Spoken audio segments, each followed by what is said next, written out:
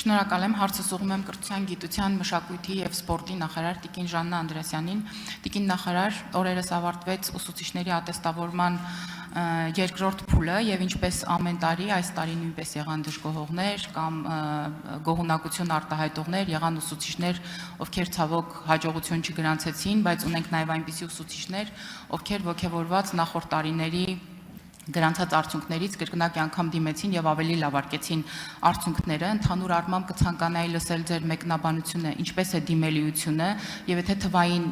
ցուցանիշներով կարողանանք խոսել, կցանկանայի իմանալ թե դիմողների որ տոկոսն է հաղթահարել, որ տոկոսն է արդյունք գնացել, որը ոչ եւ երկրորդ հարցս այս համատեքստում Տիկին նախարար, սա փոխանցում եմ նաեւ ուսուցիչների շրջանի ընդհանուր վերաբերմունքը, տեսեք կան ուսուցիչներ, ովքեր օգտվում են այս արտոնությունից, որը իսկապես կարող ենք արձանագրել, որ արտոնություն է տարբեր ոլորտներում, որ գործում է, եւ ունենք ուսուցիչներ, ովքեր դիմում են, օգտվում են սրանից, եւ ունենք ուսուցիչներ, ովքեր ուղղակի չեն դիմում, եւ ստացվում է, որ դիմողները հնարավոր է չհաղթահարեն անթողիկ շեմը եւ ցավոք կորցնեն աշխատանքը, իսկ մյուս ուսուցիչները օրինակ այդպես էլ համարձակություն չունենան, չդիմեն եւ շարունակեն աշխատել։ Ինչ եք կարծում, հնարավոր է, որ երբևէ դիտարկենք այս ֆորմատով կամավոր ատեստավորումը պարտադիր։ Հարցին կպատասխանի կրթության, գիտության, մշակույթի եւ սպորտի նախարար Ժաննա Անդրեասյանը, համեցեք Տիկին նախարար։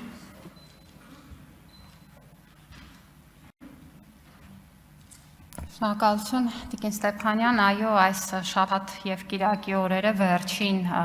օրերն էին ուսուցիչների կամավոր ատեստավորման եւ ներկայումս մենք դեռևս գտնվում ենք այս շաբաթ եւ կիրակի օրերին անցկացված կամավոր ատեստավորման արդյունքների բողոքարկման գործընթացում, հետեւաբար այն տվյալները, որ հիմա կհնչեցնեմ, կարող են ճշգրտվել բողոքարկման արդյունքներով, բայց ամեն դեպքում պետք է ասեմ, որ իսկապես այս տարի կամավոր ատեստավորման թե դիմելիությունը, թե մասնակցությունը ցույց են տալիս, որ համակարգը իսկապես դարձել է մեր ուսուցիչների համար վստահելի եւ իրենց վարձատրության ու մասնագիտական զարգացման կարևորագույն օղակ։ Մեզ այս տարի դիմել էին մասնակցության համար 8400-ից ավել ուսուցիչներ ու ես շատ ուրախ եմ, որ նրանցից ավելի քան 7200-ը մասնակցել են կամավոր ատեստավորմանը։ Սա ինչու եմ ասում, որովհետև կամավոր ատեստավորումը մենք անցկացնում ենք շաբաթ եւ կիրակի օրերին, որպեսզի դա հարմար լինի ուսուցիչների նաեւ աշխատանքային ռեժիմին, ինչը նշանակում է, որ շուրջ 1 ամիս տևում է գործընթացը եւ չնայած այն բոլոր հնդածս խոսակցություններին, ամեն հաջորդ շաբաթ եւ կիրակի մեր ուսուցիչները նույն պատրաստակամությամբ տարբեր առարկաներից ներկայացել են ատեստավորման, պետք է հիշեցնեմ, որ երկրորդ տարին է, որ մենք էլեկտրոնային ձևաչափով ենք անցկացնում ատեստավորումը, ինչը նշանակում է, որ իրենք հենց սենյակում, երբ որ ավարտում են թեստը, տեսնում են նաև իրենց արդյունքները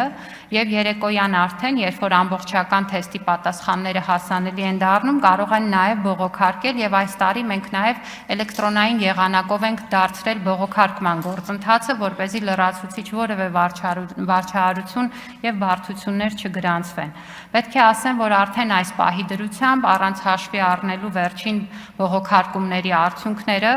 մասնակցած ուսուցիչների շուրջ 67.2%-ը հաղթահարել է դրական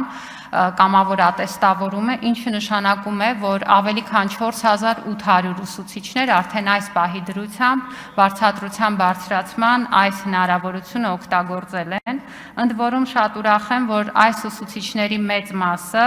առաջին անգամ մասնակցող ուսուցիչներ են եւ հիշելով, որ մեր մոտ արդեն իսկ կամավոր ատեստավորված էր ուսուցիչների շուրջ 20%-ը, սա նշանակում է, որ մենք էապես ընդլայնում ենք կամավոր ատեստավորված ուսուցիչների շրջանակը։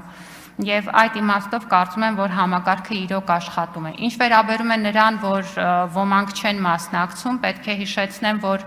ուսուցիչների մասնագիտական զարգացման կարիքի գնահատման համակարգ ենք դրել եւ տնօրենը պարտավոր է այն ուսուցիչներին, ովքեր ունեն գիտելիքի խնդիր, առարկայական գիտելիքի խնդիր, նշում անել եւ այս պարագայում պարտադիր է դառնում այս եղանակով ատեստավորումը, այսինքն այսօր էլ կամավոր ատեստավորման այս եղանակը պարտադիր է առարկայական գիտելիքի խնդիր ունեցող ուսուցիչների համար։ Եթե արձագանք եք, կշարունակեմ։ Արձագանք։ Շնորհակալ եմ, Տիկին նախարար, ուզում եմ ձեզ հետ կիսվել, նաև մեր հանրության հետ կիսվել եւս մեկ ուրախալի փաստով։ Ես նամակներ եմ ստանում Լեռնային Ղարաբաղից բռնի տեղահանված մեր հայրենակիցներից, ովքեր աշխատում են հանրակրթական դպրոցներում եւ իրենք էլ արդեն մասնակցում են կամավոր ատեստավորմանը եւ բավականին բարձր արդյունքներ են փաստորեն արձանագրում։ Եվ երկրորդ հարցից, եթե ժամանակ մնա, մենք տարբեր քաղաքացիների տարբեր խմբերի հետ ենք հանդիպում եւ վերջերս ես հանդիպել եմ ուսանողների հետ եւ 12-րդ դասարանում սովորող մեր աշակերտների հետ, Տիկին նախարար, նրանք ցանկանում էին իմանալ, հնարավոր է արդյոք 10-ամյա կրթական հաստատությունում վերջի ավագ դպրոցի հատվածում ինչ որ 11-րդ կամ 12-րդ դասարանում ունենան ծրագիր, որտեղ նրանք կարողանան վարորդական իրավունքի համար տեսական գիտելիքներ սովորել, որը կարծում եմ նաև մեր ՆԳՆ բարեփոխումների